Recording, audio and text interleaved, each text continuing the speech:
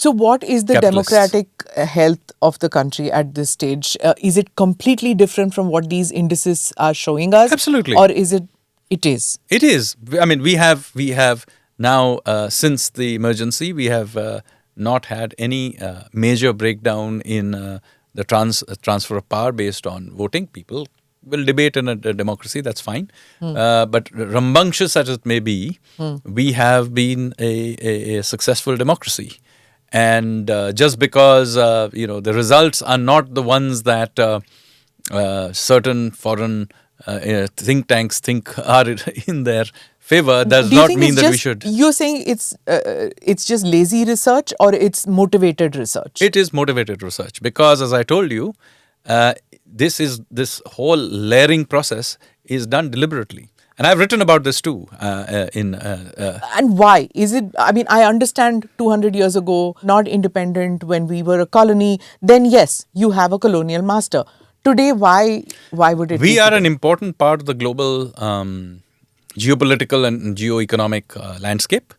And this, controlling us and putting it into a box is an important part of the agenda of other players. Even those who are our friends will not be necessarily happy to cede us space. So even those who may otherwise wish us well. So it's not like they are being bad. Even within families, you will have cousins and or Sure. friends, etc., who will may have been very nice to you growing up, but maybe somewhat uncomfortable if you become super successful. So the same problem, when you say Vasudhaiv Kutumbakam, do remember that families have their own jealousies. Sure. So even those who may otherwise wish you well, may actually genuinely want you to reduce poverty and other things. They may, on the other hand, when it comes to ceding space at the global table, not be happy. So manipulating the global narrative in a certain way is an important thing that has been going on, by the way, from the beginning of time. Yes. So it's not a new thing. It is just that we used to take it as a given. But we should now begin to realize that we are now a big boy. We need to punch at our own weight. We can, begin to look at the global narrative and reverse the gaze. So, for example, if there are, you will find, for example, Khalistani causes raised in the UK Canada, Parliament or Canadian. I don't see why we shouldn't discuss Scottish independence or Quebec independence in the Indian Parliament. Okay, that's being a bit ambitious because India traditionally has this, we don't interfere in issues. We should not interfere with anyone who does not in any way interfere with us. That is true. Yeah. But I do think that there should be an idea of reciprocity that we should have. Okay, have an opinion. Okay, when you were talking about, the Indian growth story and it makes other countries uncomfortable, we all grew up with the idea, not grew up, I'd say that in the past 15 years or 20 years since liberalization, post-liberalization and things like that, what we were given to understand is that the Western world appreciates India's growth story, sees us as a partner. But is it making them uncomfortable that our growth trajectory is at a faster pace than they would like it to be? Of course, as I said, even your friend, it's not necessary that they are wishing us ill in the sense that they may be okay with us removing poverty, etc., as long as we stay in our lane. Once we are big enough to be, and we are now big enough to be a major player, then you have to be willing to accept that it comes with the game changing. That you now your car is big enough to be not quite fit into the lane that has been designated. So to the you. West and America are forthcoming with their opinions. You kind of can gauge when they like your rise, when they don't. How does East Asia look at us? How does West Asia look at us? Apparently, the West Asian countries now want to be part of the India growth story. So I don't think you should think of it as black and white. Okay. On certain issues, they may like it. If they want to sell you energy, they want a growing economy.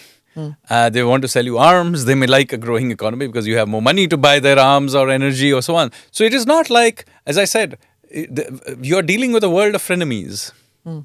On some issues, they'll be friends. On other issues, they may not be.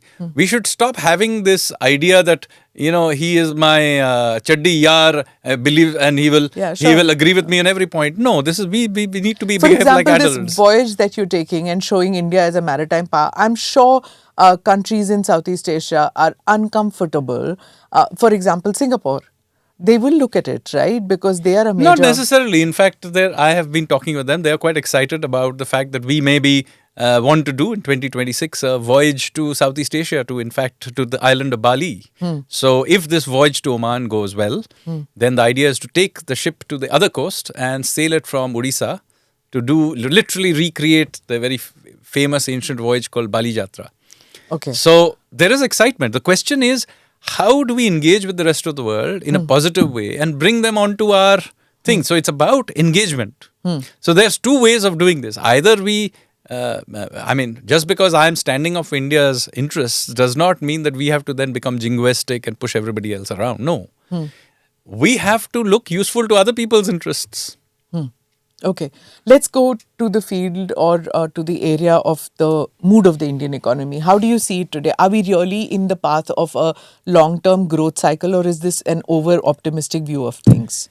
So, long-term growth cycle in the sense that the opportunity is there. We are clearly growing very, very fast. The latest number, of course, came in at 8.2. For the quarterly number, my own thing is there are statistical reasons why it's running at above 8. But I think we are doing, on a sustainable basis, we are doing something like 7, which is not too bad given the overall global, disrupted global environment that we are dealing with. It's not a bad pace at all. So, are we in a long cycle? Well, some opportunities are there. For the demographics, for example, are in our favor for next 25 odd years. But this is not something that, naturally happens. It's not like you do one round of reforms in the beginning and then 25 years. It's a continuous process. You have to keep adjusting along the way. New situations arise. So this is a game that has to be actively played. So do we have an opportunity to dramatically up ourselves over the next 25 years? Yes. Will it necessarily happen? Well, it depends on how we play. And so at this juncture, I think we are doing a decent job. To have these 8% type growth rates, even if it is for a quarter or two, with almost no inflation, is not trivial. And there are all other macro indicators also doing well, whether it's a banking system is fine. Namaste, Jai Hind. You're watching ANI podcast with Smita Prakash. अगर हम उसको मस्जिद कहेंगे तो फिर विवाद होगा।